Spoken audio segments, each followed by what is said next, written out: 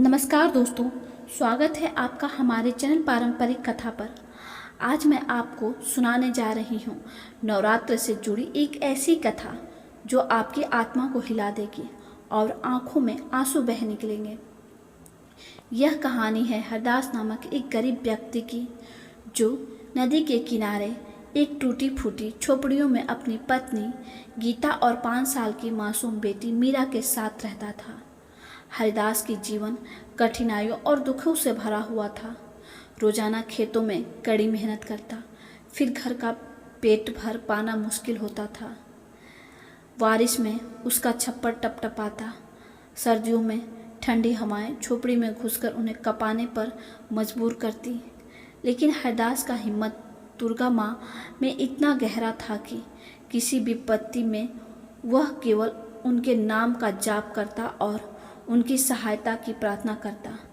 नवरात्रि का समय आया तो पूरे गांव में रोशनी और भजन की गूंज सुनाई पड़ी। मंदिरों में घंटी बजने लगे, लोग नए कपड़े पहनकर माँ दुर्गा की पूजा करने लगे।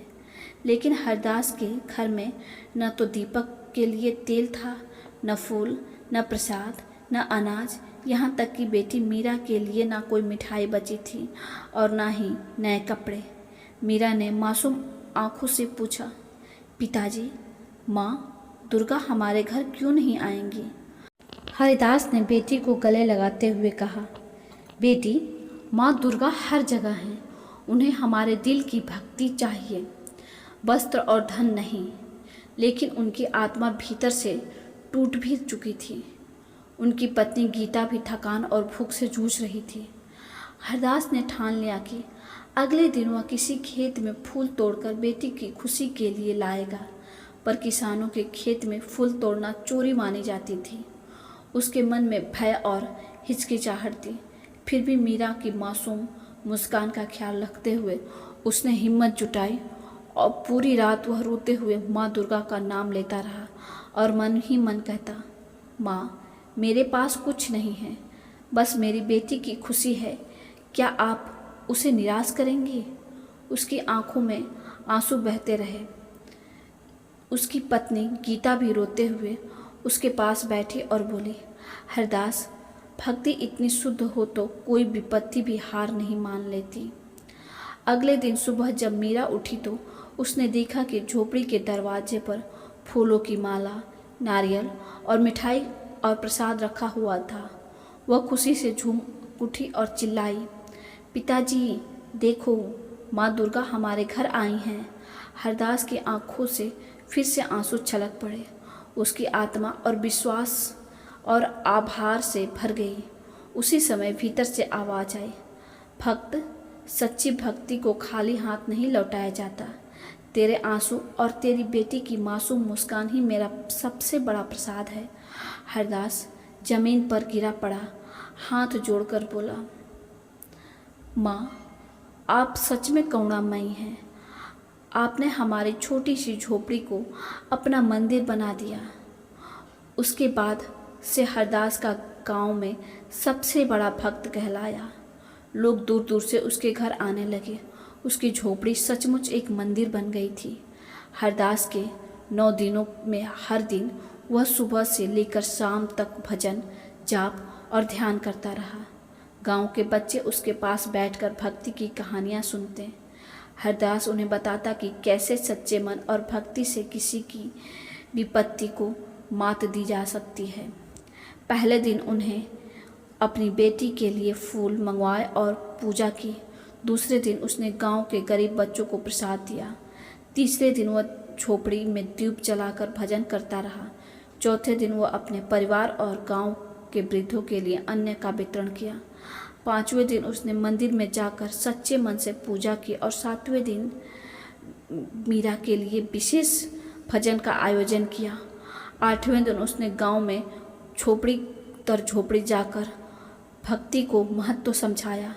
9वें दिन पूरे गांव में भजन और कीर्तन का आयोजन किया। हरदास की भक्ति और त्याग देखकर गांव के लोग द्रवित हो गए। उसकी पत्नी गीता भी हरदास के साथ मिलकर गांव के गरीब और अनाथ बच्चों की सेवा करने लगी। मीरा बड़ी होकर अपने पिता की भक्ति और माँ की कृपा का मिसाल पूरे गांव में फैलने लगी।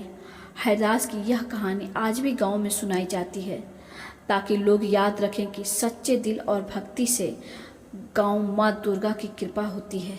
जीवन की सबसे बड़ी खुशियाँ केवल धन, वस्त्र और भव्य मंदिर से नहीं, बल्कि विश्वास, सेवा और सच्चे मन से मिलती हैं। कहते हैं कि नवरात्रि के दिनों में अगर कोई सच्चे दिल से माँ दुर्गा का जाप करता है तो उसकी आंखों से आंसू बहते हैं, उसका हृदय पूर्ण भक्ति से भर जाता है, तो माँ स्वयं उसकी झोपड़ी या घर में प्रसाद, फूल और खुशियाँ भेजती रहती हैं।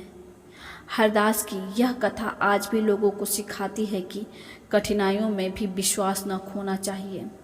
गरीब होना कोई बुराई नहीं, असली सम्मान भक्ति और प्रेम में है, और माँ दुर्गा अपने भक्त के एक एक प्रार्थना सुनती हैं, चाहे वह कितनी भी छोटी हो और यह साधारण क्यों न हो।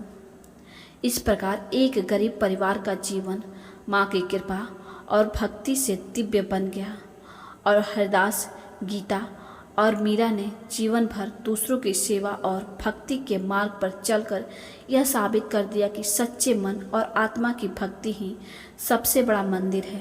नवरात्रि के दौरान उनके घर में स्वयं फूल, नारियल और प्रसाद प्रकट होते रहे, और हरदास की कहानी गांव और आसपास के क्षेत्रों में पीढ़ी दर पीढ़ी सुनाई जा रही है, ताकि कोई भी व्यक्ति यह न सोचे कि भक्ति के लिए धन या भव्यता जरूरी है।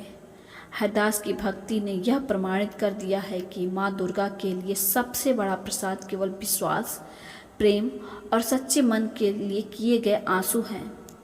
यही कथा आज भी लाखों लोग के दिल को छूती है, आंसू बहाती है और याद दिलाती है कि जीवन की कठिनाइयाँ और गरीबी के बीच भी मन में भक्ति की जाए तो माँ दुर्गा स्वयं आकर भक्त की रक्षा करती हैं और उसकी छोटी छोटी इच्छाओं को पूरा करती हैं।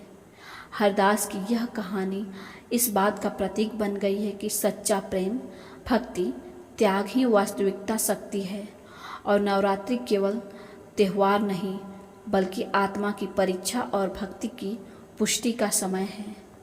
तो दोस्तों, आपने सुना माँ दुर्गा का कथा, कैसा लगा कमेंट में हमें ज़रूर बताएं, और हमारे चैनल को लाइक और सब्सक्राइब किए बगैर ना जाएं। मिलते हैं अगली वीडियो में, तब तक के लिए नमस्कार।